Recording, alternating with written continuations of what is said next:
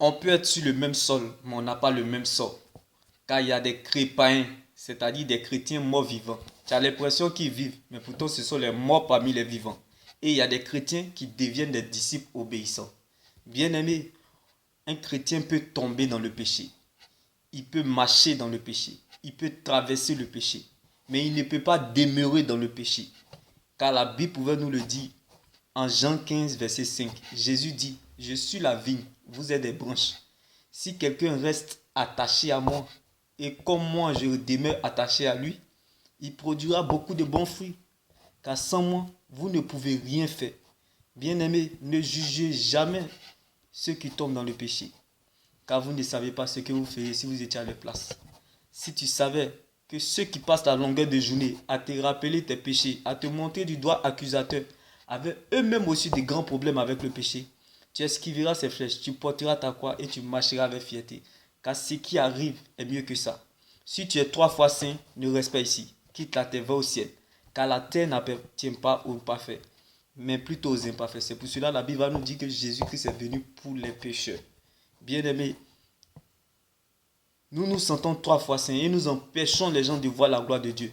Bien-aimés, ce sont les pécheurs qui expérimentent la gloire de Dieu. Ce sont les pécheurs qui voient la gloire de Dieu. Car Moïse ne savait pas parler, mais il a vu la gloire de Dieu. Aaron ne savait pas prier, mais il a contemplé la gloire de Dieu. Bien-aimé dans le Seigneur, je ne sais pas là où tu te situes, là où tu es, mais laisse-moi t'annoncer cette bonne nouvelle en ce jour.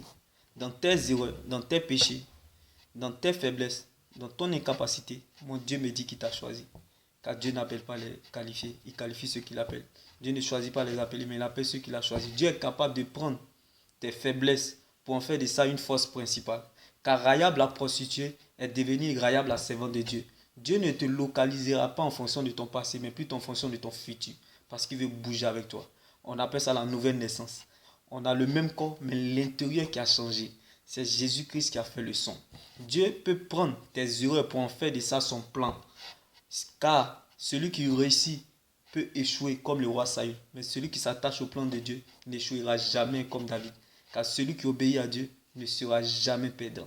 Bien-aimé, on ne devient pas grand sans Dieu. Car c'est Dieu qui relève, c'est lui qui rabaisse.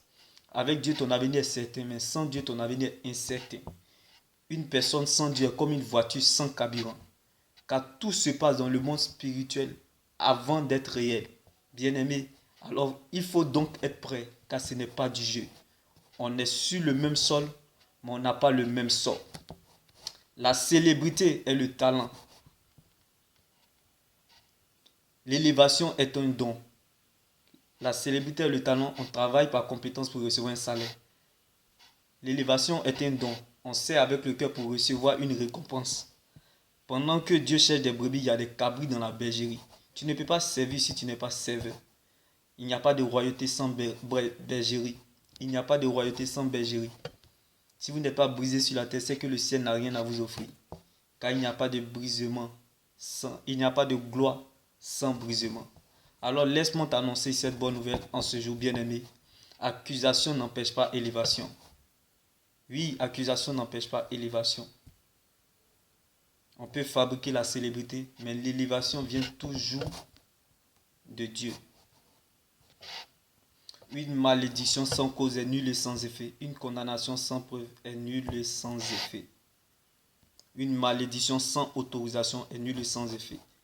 Car quand Dieu donne les ordres, Satan exécute. Les anges sont en action. La tête haute suivra son cours. Les hommes n'auront pas d'autre choix que de collaborer avec toi. Même tes ennemis voteront pour ton propre succès. Alléluia. Alors n'oublie surtout pas que l'avenir d'une église dépend de son intercession. L'avenir du peuple dépend de son obéissance à Dieu. Les fruits que nous recherchons pour notre liberté dépendent de notre relation avec Dieu, car c'est de notre relation avec Dieu que découle tout le reste. L'avenir n'appartient pas à celui qui se lève tôt. Car, bien aimé, le coq qui se lève tôt le matin finit toujours le premier dans la marmite. Donc l'avenir appartient à celui qui compte sur Dieu et dépend de sa parole. Car le temps appartient à Dieu. Alléluia. Et les fruits que nous recherchons pour notre liberté dépendent de notre relation avec Dieu. Car c'est de notre relation avec Dieu que découle tout le reste. La parole de Dieu nourrit notre âme. La prière nourrit notre esprit. La prière est bonne, mais les actions sont mieux. L'obéissance accompagne la prière. L'onction sans la sagesse est une ruine de l'âme. La plus grande onction, c'est l'amour. Nous cherchons Dieu, mais nous oublions que Dieu se trouve dans l'amour. Que Dieu prenne la forme de ce qui vous manque. Dieu ne se trouve pas à la parole, mais plutôt dans sa parole. La royauté ne se vit pas à l'extérieur, mais plutôt à l'intérieur du royaume, dans sa parole. Dieu ne veillera pas sur ta parole, mais plutôt sur sa parole pour l'accomplir. Si Dieu te veut, il t'aura. Quand Dieu révèle un fait, il va jusqu'au bout de sa délivrance complète. Car lorsqu'il t'attend la tête, il compte sur lui-même pour t'accompagner. Dieu ne commence jamais quelque chose sans l'achever. Dieu ne fait jamais le contraire de ce qu'il dit. Bien-aimé, la course ne s'arrête pas au milieu, mais plutôt à la fin. La fin d'une chose vaut mieux que son commencement. Alors ne commence pas ce que tu ne peux pas terminer. Ne mange pas ce que tu ne peux pas avaler. Ce n'est pas parce que le caïman vit dans l'eau qu'il ne peut pas se noyer. L'eau chaude peut devenir froide. Shalom.